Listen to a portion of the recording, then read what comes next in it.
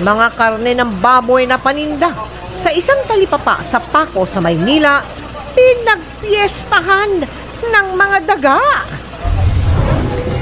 Libo-libong iligal na paputok na kumpiska ng pulisya ilang araw bago ang salubong sa 2024. Bilang ng nasabugan ng paputok, maging ng ipinagbabawal na boga, dumarami.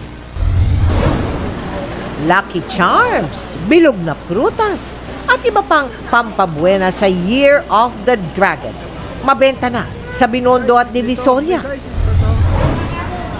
Habang papalapit ang deadline para sa consolidation ng mga jeepney, krisis sa transportasyon, ibinabala ng grupong Piston.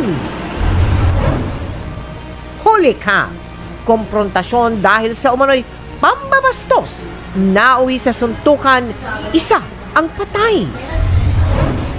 Mga lumang plastic bottle ginawang obra ng isang binata sa Laguna. Kuya Kim, ano na? Rob Gomez, nagbahagi ng mga litrato sa binyag ng kanyang anak sa gitna ng kinakaharap na kontrobersya. At matinding throwback sa pinakamalalaking balita ng 2023. Sisimula na ngayong gabi.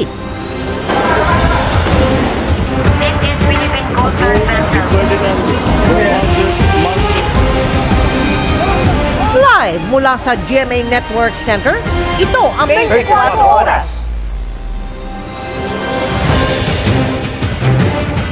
Magandang gabi po, Luzon, Visayas at Mindanao. Pasintabi po sa mga naghahapunan, hindi lang nilakaran, kundi pinapakpa ng mga daga ang panindang karning baboy sa isang talipapa sa Maynila. Kuhang-kuha at viral na ang video ng tila pagmukbang ng mga daga sa paninda. Natunton ng isa naming team ang tindahan na pinasara na po ng Veterinary Office ng lungsod. At nakatutok si Jonathan Anda.